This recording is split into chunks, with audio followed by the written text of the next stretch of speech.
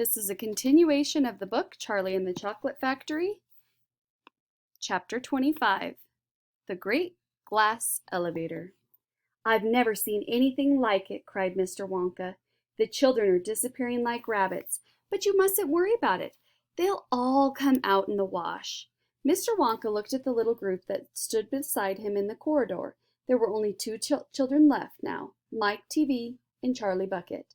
And there were three grown-ups, Mr. and Mrs. Teavee and Grandpa Joe. "Shall we move on?" Wonka asked. "Oh, yes," cried Charlie and Grandpa Joe, both together. "My feet are getting tired," said Mike Teavee. "I want to watch television." "If you're tired, then we better take the elevator," said Mr. Wonka. "It's over here. Come on, in we go." He skipped across the passage to a pair of double doors. The doors slid open. The two children and the grown-ups went in. "Now then," cried Mr. Wonka, "which button shall we press first? Take your pick." Charlie Bucket stared around him in astonishment. This was the craziest elevator he had ever seen. There were buttons everywhere. The walls and even the ceilings were covered all over with rows and rows and rows of small black push buttons. There must have been 1,000 of them on each wall and another 1,000 on the ceiling. And now Charlie noticed that every single button had a tiny printed label beside it telling you which room you would be taken to if you pressed it. "This isn't just an ordinary up and down elevator," announced Mr. Wonka proudly. "This elevator can go sideways and long ways and slant ways and any other way you can think of. It can visit any single room in the whole factory, no matter where it is. You simply press the button and zing, you're off." "Fantastic," murmured Grandpa Joe. His eyes were shining with excitement as he stared at the rows and rows of buttons. "The whole elevator is made of thick clear glass," Mr. Wonka declared. "Walls, doors, ceiling, floor, everything is made of glass so that you can see out." "But there's nothing to see," said Mike Teavee. "Choose a button," said Wonka. "The two children may press one button each, so take your pick. Hurry up. In every room something delicious and wonderful is being made. Quickly." Charlie started reading some of the labels alongside the buttons. "The Rock Candy Mine, 10,000 feet deep," it said. "Ice skating rinks," it said on another.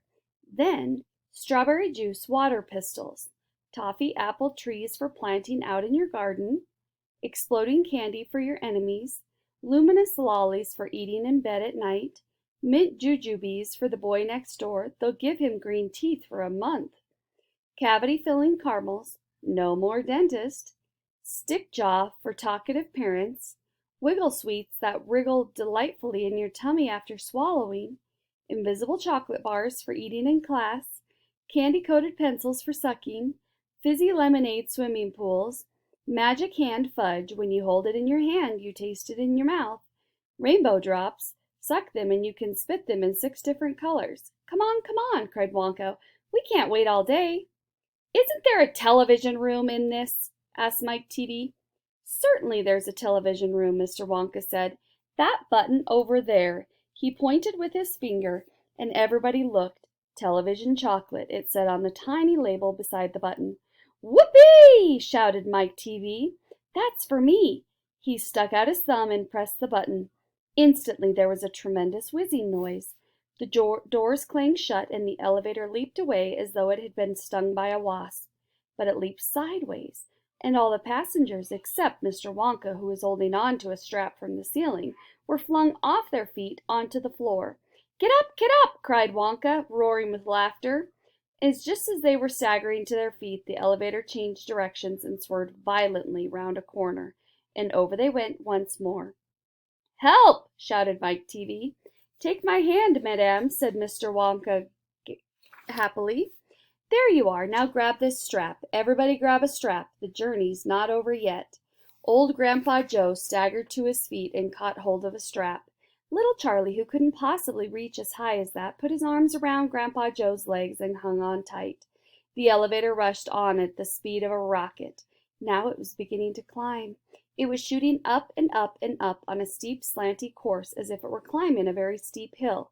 Then suddenly, as though it had come to the top of a hill and gone over a precipice, it stopped like a stone, and Charlie felt his tummy coming right into his throat. And Grandpa Joe shouted, "Yippee! Here we go!"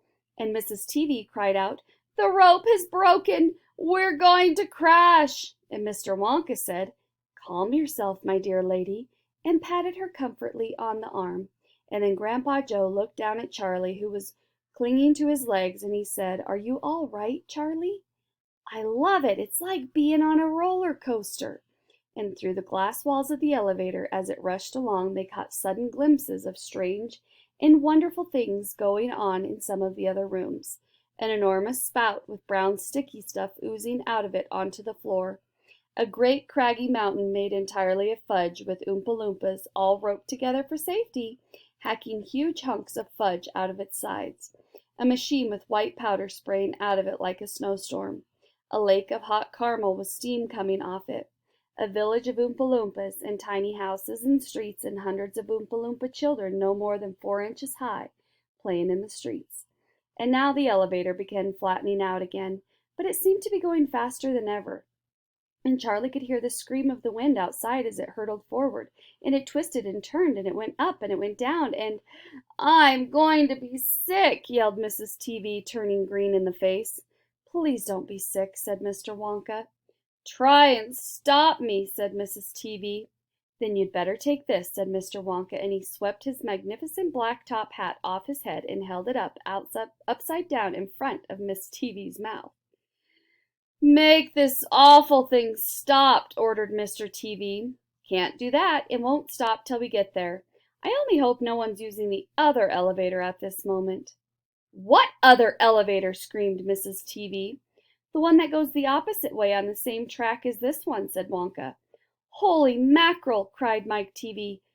TV. "You mean we might have a collision?" "Well, I've always been lucky so far," said Wonka. "Now I am going to be sick," yelled Mrs. TV. "No, no," said Wonka. "Not now. We're nearly there. Don't spoil my hat." The next moment there was a screaming of brakes and the elevator began to slow down. Then it stopped altogether. "Some ride," said Mr. TV, wiping his great sweaty face with a handkerchief. "Never again," gasped Mrs. TV. And then the doors of the elevator slid open and Mr. Wonka said, "Just a minute now. Listen to me. I want everybody to be very careful in this room. There is dangerous stuff around in here, and you must not tamper with it." Chapter 26. The Television Chocolate Room. The TV family, together with Charlie and Grandpa Joe, stepped out of the elevator into a room so dazzlingly bright and white that they screwed up their eyes in pain and stopped walking. Mr. Wonka handed each of them a pair of dark glasses and said, "Put these on quick, and don't take them off in here, whatever you do. The light could blind you." As soon as Charlie had his dark glasses on, he was able to look around him in comfort. He saw a long, narrow room. The room was painted white all over. Even the floor was white, and there wasn't a speck of dust anywhere. From the ceiling, huge lamps hung down and bathed the room in brilliant blue-white light. The room was completely bare, except at the far ends. At one of those ends there was an enormous camera on wheels, and a whole army of Oompa Loompas was clustering around it, oiling its joints and adjusting its knobs and polishing its great glass lens. The Oompa Loompas were all dressed in the most extraordinary way. They were wearing bright red spacesuits, complete with helmets and goggles. At least they looked like spacesuits, and they were working in complete silence. Watching them, Charlie experienced a funny sense of danger. There was something dangerous about this whole business, and the Oompa Loompas knew it. There was no chattering or singing among them here, and they moved about over the huge black camera slowly and carefully in their scarlet spacesuits. At the other end of the room, about 50 paces away from the camera, a single Oompa Loompa, also wearing a spacesuit, was sitting at a black table gazing at the screen of a very large television set. "Here we go!" cried Mr. Wonka, hopping up and down with excitement. "This is the testing room for my very latest and greatest invention, television chocolate." "But what is television chocolate?" asked Mike TV. "Good heavens, child, stop interrupting me," said Mr. Wonka. "It works by television. I don't like television myself. I suppose it's all right in small doses, but children never seem to be able to take it in small doses. They want to sit there all day long, staring and staring at the screen." "That's me!" cried Mike TV. "Oh, be quiet," said Mr. TV. "Thank you," said Mr. Wonka. I shall now tell you how amazing this television set of mine works. But first of all, do you know how ordinary television works? It is very simple. At one end where the picture is being taken, you have a large movie camera and you start photographing something. The photographs are then split up into millions of tiny little pieces that are shot out into the sky by electricity. In the sky, they go whizzing around all over the place until suddenly they hit the antenna on the roof of somebody's house. Then they go flashing down the wire that leads right into the back of the television set, and there it gets jiggled and joggled around until every last single one of those millions of tiny pieces fitted back into its right place, just like a jigsaw puzzle, and presto! The photograph appears on the screen. That isn't exactly how it works, Mike TV said. I am a little deaf in my left ear, Mr. Wonka said. You must forgive me if I don't hear everything you say. I said it isn't exactly how it works, shouted Mike TV. You're a nice boy, but you talk too much, Wonka said. Now then, the very first time I saw ordinary television working, I was struck by a tremendous idea. Look here, I shouted, if these people can break up the photograph into millions of pieces and send the pieces whizzing through the air and put them together again at the other end, then why can't I do the same thing with a bar of chocolate? Why can't I send a real bar of chocolate whizzing through the air in tiny pieces and then put the pieces together at the other end, all ready to be eaten? Impossible, said Mike TV. You think so? Cried Mr. Wonka. Well, watch this. I shall now send a bar of my very best chocolate from one end of the room to the other, by television. Get ready. Bring in the chocolate. Immediately, 6 Oompa Loompas marched forward, carrying on their shoulders the most enormous bar of chocolate Charlie had ever seen. It was about the size of a mattress that he slept on at home. It has to be big, Mr. Wonka explained, because whenever you send something by television, it always comes out much smaller than it was when it went in. Even with ordinary television, when you photograph a big man, he never comes out on your screen any taller than a pencil. Here we go then. Get ready. No, stop. Hold everything. You there, Mike TV, stand back. You're too close to the camera. There are dangerous rays coming out of that thing. They could break you up into a million tiny pieces in 1 second. And that's why the Oompa Loompas are wearing spacesuits. The suits protect them. All right, that's better now then. Switch on. One of the Oompa Loompas caught hold of a large switch and pulled it down. There was a blinding flash. The chocolate's gone, shouted Grandpa Joe, waving his arms. And he was quite right. The whole enormous bar of chocolate had disappeared completely into thin air. It's on its way, cried Mr. Wonka. It is now rushing through the air above our heads in a million tiny pieces. Quick, come over here. He dashed over to the other end of the room where the large television set was standing, and the others followed him. Watch the screen, he cried. Here it comes. Look. The screen flickered and lit up. Then suddenly a small bar of chocolate appeared in the middle of the screen. Take it, shouted Mr. Wonka, growing more and more excited. How can you take it? Asked Mike TV, laughing. It's just a picture on a television screen. Charlie Bucket, cried Mr. Wonka. You take it. Reach out and grab it. Charlie put out his hand and touched the screen, and suddenly, miraculously, the bar of chocolate came away in his fingers.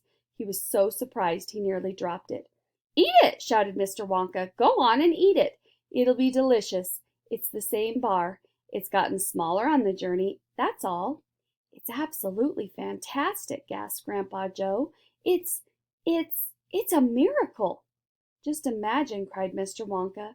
When I start using this across the country, you'll be sitting at home watching television, and suddenly a commercial will flash onto the screen, and a voice will say, Eat Wonka's chocolates. They're the best in the world. If you don't believe us, try one for yourself, now. And you'll simply reach out and take one. How about that, eh? Terrific, cried Grandpa Joe.